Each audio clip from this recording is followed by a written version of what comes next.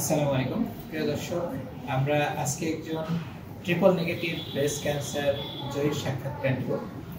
আমাদের আজকের triple negative breast cancer জয়ী ফারুকা আপা। তো ফারুকা আপা কেমন আছেন? ফারুকা আপা প্রথম যখন স্তন ক্যান্সারে আক্রান্ত হন, এটা 2022 সাল, তখন দেখা যায় যে তার ট্রিপল নেগেটিভ ব্রেস্ট ক্যান্সার।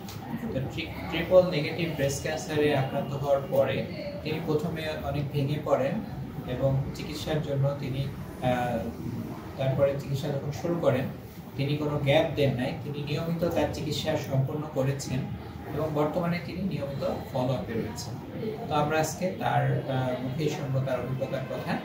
তো ফলো আপে আমরা বিভিন্ন টেস্ট করে আমরা দেখতে পেয়েছি যে তার শরীরে বর্তমানে ক্যান্সারের কোনো উপস্থিতি আমরা পাইনি, অর্থাৎ তিনি ক্যান্সার মুক্ত বলা যায়।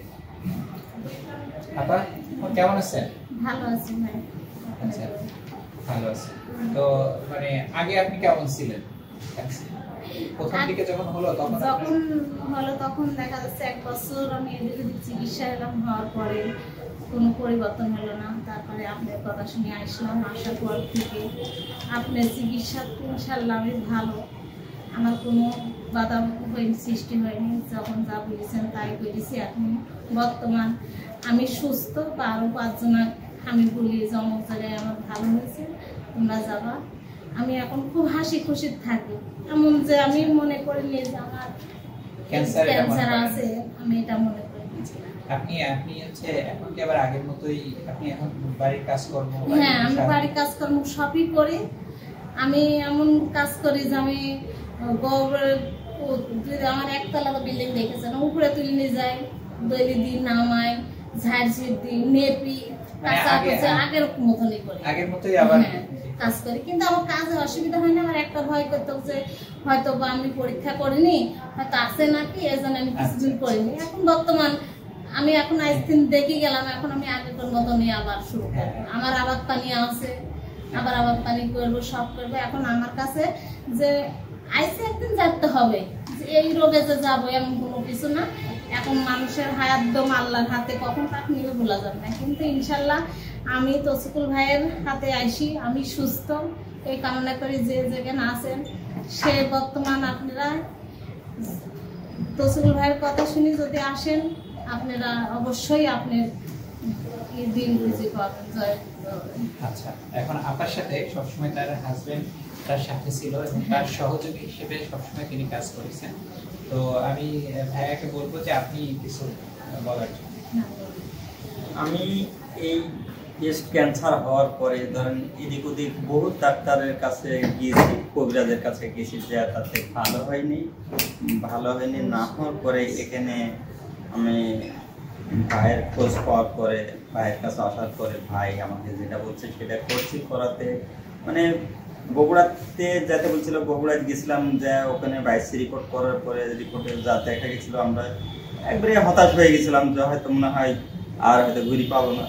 তো যাই হোক, সেটা ঠিক হয়ে গেছে ইনশাল্লাহ। এখন এখানে চিকিৎসা করি, ভালো হয়েছে। আর ভালো হওয়ার পরে আমি আরেকটা রোগীকেও আমি ভাইয়ের কাছে নিয়ে এসে দিছি। সে ঢাকা থেকে ঘুরে আসছে, ঘুরে আসার পরে বাড়িতে তো হইলা কান্দাকাটি করছে। কান্দাকাটি করার পরে দেখা যাচ্ছে আমি নিজে উদ্যোগ নিই যে আমার রোগী যখন ওখানে ভালো হয়েছে, তা আমি তোমাকেও ওখানে চিকিৎসা করবো। আগে চিকিৎসা করার কথা বলছিলাম, তারা বললো যে না, আমরা ভালো বড় ডাক্তারের কাছে যাবো।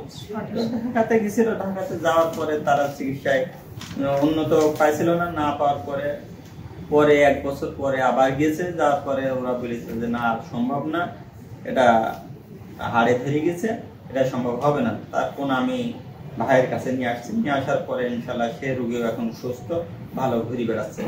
কিন্তু উনি এর মধ্যে ওনার শরীরের পর কোনো অত্যাচার হয়েছে, অত্যাচার হওয়ার কারণেই কিন্তু আরো বাড়ি গেছিল।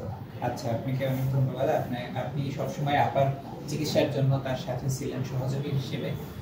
আবার একটা পারিবারিক সাপোর্ট ছিল, একটা মনোবল ছিল, যেটা আপনাকে ক্যান্সার জয়ী হওয়ার ক্ষেত্রে সহযোগিতা করছে, যে জিনিসটা আগে রাখছে।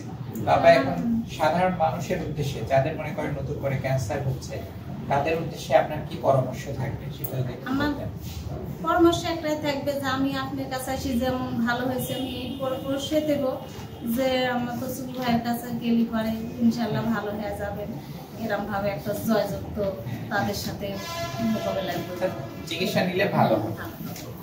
যদি আমার সামনে পড়ে বা আমাকে জিজ্ঞেস করে আমি এই কথাটাই বলবো, আমি এভাবে আগাবো।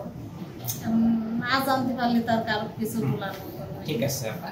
তো প্রিয় দর্শক, আমরা আজকে একজন ট্রিপল নেগেটিভ ব্রেস্ট ক্যান্সার জয়ীর সাক্ষাৎকার নিলাম।